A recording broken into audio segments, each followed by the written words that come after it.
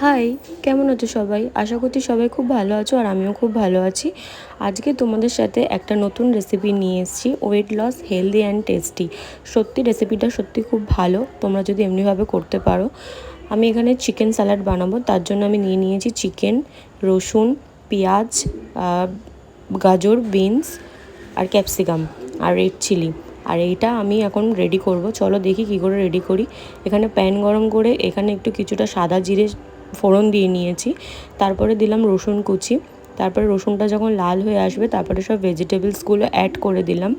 এখানে ভেজিটেবলসগুলো একটু নেড়ে চেড়ে একটু নুন দিয়ে আর ব্ল্যাক পেপার পাউডার দিয়ে এটা একটু হালকা নেড়ে আমি এটা একদম লো ফ্লেমে আমি এটাকে ঢেকে 5-10 মিনিটের জন্য রেখে দেবো। আর এইদিকে চিকেনটা ম্যারিনেট করে নিই।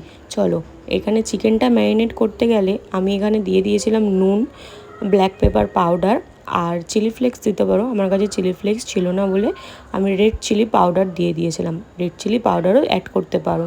আমি এটা ম্যারিনেট করে কিছুক্ষণ এটাকে আমি ঢাকা দিয়ে রেখে দেবো।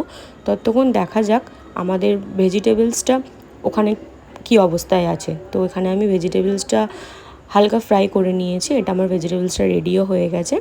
এবারে আমি চিকেনগুলো ফ্রাই করব। এটা একদম অল্প তেলে করতে হবে। আর চিকেনগুলো দিয়েই না ফ্লেমটা একদম হালকা করে রাখতে হবে, যাতে এটা ঢাকা দিয়ে চিকেনটা দেওয়ার পরে তেলে যাতে এটা ঢাকা দিয়ে কিছুটা সিদ্ধ হয়ে গেলে যখন চিকেনটা হয়ে আসবে তখন আমি ফ্লেমটা জোরে করে দিয়ে হালকা একটু লাল লাল করে নেব। ব্যাস, এখানে আমার চিকেনও রেডি হয়ে গেছে। আর এই যে আমি ভেজিটেবলসের মধ্যে দিয়ে দিয়েছি, একদম সোজা পদ্ধতিতে চিকেন স্যালাড রেডি।